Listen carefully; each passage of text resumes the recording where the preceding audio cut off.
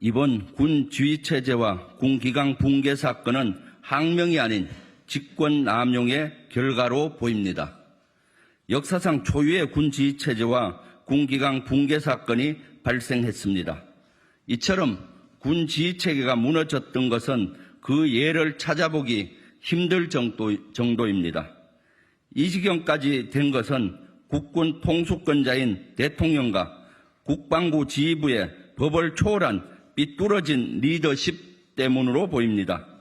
지난달 폭우로 인해 실종자 수색에 나섰던 해병대 고 최수근 상병이 급류에 휩쓸려 사망하는 안타까운 사고가 발생했습니다. 윤석열 대통령은 이 황망한 죽음에 대해 엄정한 수사를 지시했습니다. 그런데 최상병 사망사건 수사가 수사단 항명사건 수사로 뒤바뀌었습니다. 공정한 수사를 기대했던 국민들은 도대체 어찌 된 일인지 어리둥절할 뿐 아니라 유가족은 천인공노할 일이라며 좌절을 넘어 분노하고 있습니다. 첫째, 이번 사건은 해병대 수사단의 항명사건이 아닙니다. 수사단은 법과 원칙대로 엄정히 수사한 것으로 보입니다. 반면 국방부와 국가안보실 고위공직자들의 직권 남용이 심대하게 의심됩니다. 해병대 수사단의 수사 결과는 지난달 말 국방부 장관의 결재까지 이뤄졌습니다. 그러나 국가안보실에 관련 내용이 보고된 뒤 국방부는 사건 이첩을 보류하고 여기에 불응한 해병대 수사단을 집단항명죄로 입건했습니다.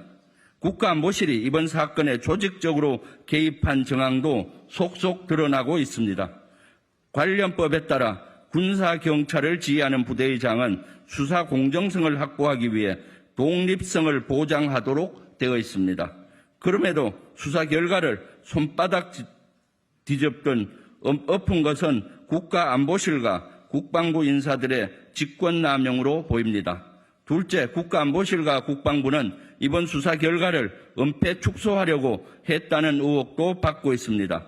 국방부가 해병대 수사단에 특정인가 혐의를 빼라는 지시를 했다는 언론 보도가 쏟아지고 있습니다. 국방부는 이에 대해 부인하고 있지만 사실 이런 의혹을 키우는 것은 국방부입니다. 서류로 명확히 지시하지 않고 구두로 애매모호하게 지시한 결과 혼란과 혼선만 키웠습니다.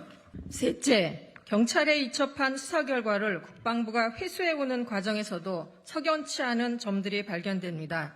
절차와 규정대로 경찰에 이첩된 사건을 국방부가 다시 가져온 것이라면 이첩 서류를 불법으로 회수했을 소지가 큽니다. 회수 근거에 대해 국방부는 사건이 경찰에 접수되지 않았기 때문이라고 해명했습니다. 국방부 말이 사실이라면 경찰이 직무유기를 한 것이 됩니다. 결국 이번 군기강 붕괴 사건의 원인과 이유를 밝히기 위해서는 국회 차원의 철저한 조사가 필요합니다. 따라서 우리는 조속히 국회 국방위원회를 열고자 합니다. 현재 국민의힘은 이를 거절하고 있지만 이번 주 내로 국방위 소집을 강력히 요구합니다. 이제는 국회가 나서서 국민적 의혹을 풀어야 할 시간입니다. 필요시에는 공수처의 수사 의뢰도 검토할 것입니다. 윤석열 정부에서는 군조차 법과 질서가 무너져 내리고 있습니다. 북한의 도발과 불안정한 동북아 정세로 국민 불안이 점차 고조되는 가운데 우리 국군의 지휘체계마저 흔들리고 있는 것입니다. 윤석열 정부는 지금의 혼란을 빨리 수습하고 유족과 국민들이 납득할 수 있는 수사 결과를 신속히 발표하십시오. 결과에 따라 책임자를 법과 원칙에 따라 처벌해 무너진 군 지휘체계와 기강을 다시 세우고 튼튼한 국방태세 유지에 전념하도록 하십시오.